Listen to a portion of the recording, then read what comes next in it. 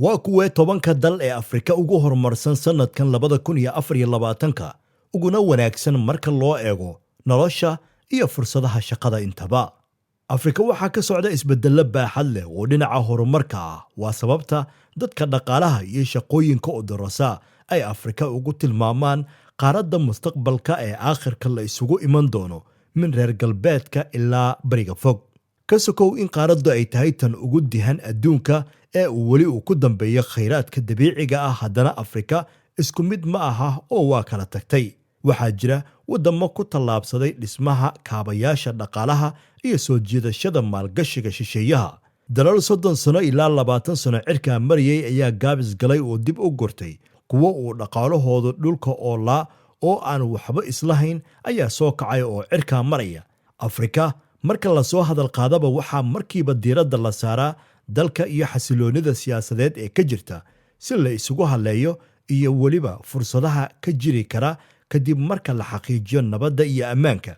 Kaliya in dal aad ku noolaato looma aado ee waxaa kale oo lagu hayaamaa shaqada laga heli karo ee halkaasi suurtagalka ka ah.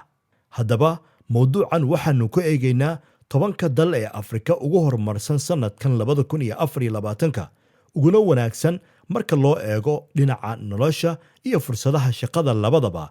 Waxana ay kala yihiin sida soo socota. 10. Morocco waa dal ku habboon in la dego isla markaana shaqo laga abuurto. Waa meel leh taariikh qani ah iyo dhul tiro badan oo loo dalxiis tagi karo. Waa wadan xasiloon oo ay dadkiisuna ay wanaagsan yihiin. Waa xariiftinimo dheeraad ah in maalgashadayaasha ka imanaya dibadda ay Morocco ay doortaan. Kobaca dhaqaaluhu waa mid aad u wanaagsan, sidoo kale suuqa caalamiga ah ee ganacsigu waa meel uu aad u soo jiitay, sidaa daraaddeed ha u dayma la'aan dalka Morocco. 9. Tanzania waa wadan ku yaala xeebta Afrikada bari. Xeebo qurux badan oo lagu dalxiiso adduunkana u furan ayaa ku yaala. Waa dad ilbax ah oo soo dhoweynta ku wanaagsan, dalkuna waa nabad. Ka sokow in Tanzania ay leedahay hibooyin dabiici ah sida buurta Afrika ugu dheer ee loo daawashada tago ee Kilimanjaro, dooxooyinka ugu quruxda badan ee ay ku nool yihiin ugaadha ugu badan adduunka ama Afrika oo dhan, sida balliga Serengeti oo caan ku ah in ugaadha noocyadooda kala duwan ay ku dhan yihiin iyo dugaagga waxweerara, harooyin waaweyn iyo dhulbeereedka. Haddana dalkani waa mid ku wacan in mustaqbalka la dego oo laga shaqaysto. 8.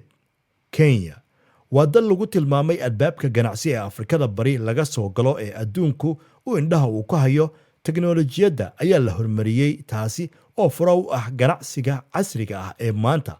Haddaba haddii aad fursad gaad aad tahay, ha u dayma la'aan Kenya oo ah dal ay ku saamaxayso ku nagaanshiyo iyo ka ganacsi intaba. 7.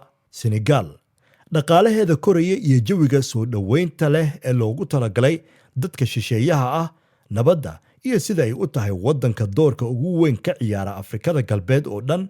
Senegal waa dal ku habboon deegaan ahaan iyo ganacsi ahaan labadaba. 6. Namibia kaalay soo arag dalka Namibia oo ah wadan aad u degan oo aad ka heli kartid fursad ganacsi ama shaqo iyo weliba mid degaan. Intaasi oo dhan waxaa kuu saamaxaya dhaqaalaha ay dowladdu ay kor u qaaday iyo sida ay u fududaysay soo gelitaanka dalkaasi, gaar ahaana shisheeyaha dibadda uga imanaya. Waa dal leh wax kasta, bad berri doog ah oo ugaadhu ay ka buuxdo iyo weliba saxare ka facweynkan jasiiradda Carabta, kaas oo la yidhaahdo Namib Desert. Timirta ayaa ka baxda, taasi oo ka mid ah dhirta ama miraha ku fiican dhulka qalalan. 5. South Africa dalka South Africa waa kan ugu horumarsan ama ugu warshadaysan wadamada Afrika oo dhan. Ganacsiga xorta ah ee furfuran iyo fursadaha tirabeelka ah ayaa soo jiitay dad badan, kuwaasi oo ka samaystay ganacsi najaxay oo aad loogu barwaaqoobay. Waa wadan aad u qurux badan, leh khayraad dabiici ah, isla markaana ay ku taalla xeebta saddexaad ee ugu dheer Afrika. Waa dal kulansaday badaha Hindiya iyo Atlantika. Magaalooyinka ugu ganacsiga wacan waxaa lagu sheegay in ay kala yihiin Johannesburg iyo Cape Town. Dhinaca ammaanka lama ammaano, laakiin lacag waa laga samayn karaa. Waa sababta loogu soo daray sanadkan 2024 wadamada ugu fiican Afrika. 4. Mauritius waa dhulbadeed ku yaalla Indian Ocean ka sokow in loogu yeero jannadii yarayd ee dalxiisayaasha marka loo eego ashqaraarka xeebaheeda ciidda cad leh iyo qumbaha ku soo foorara ee galka faraqa soo dara. waxaa kale oo la ogaaday in ay tahay meel shaqada iyo bayac mushtarka aad ugu fiican gaar ahaana sannadihii ugu dambeeyey.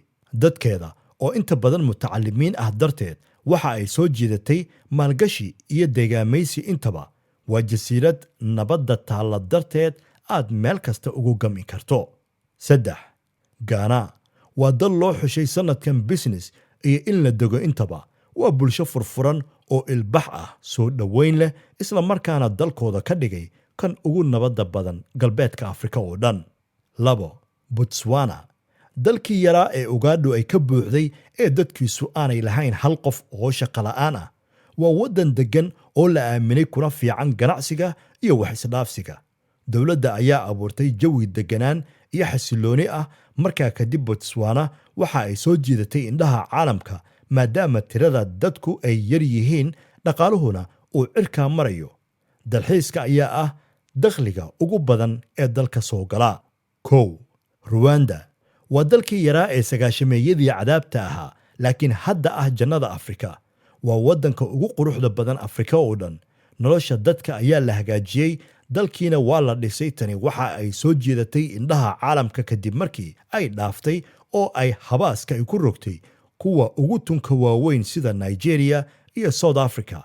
dembiyada ka dhaca waa mid ka mid ah kuwa ugu yar Afrika. caasimadda Kigali waxaa loo aqoonsaday magaalada ugu quruxda badan Afrika.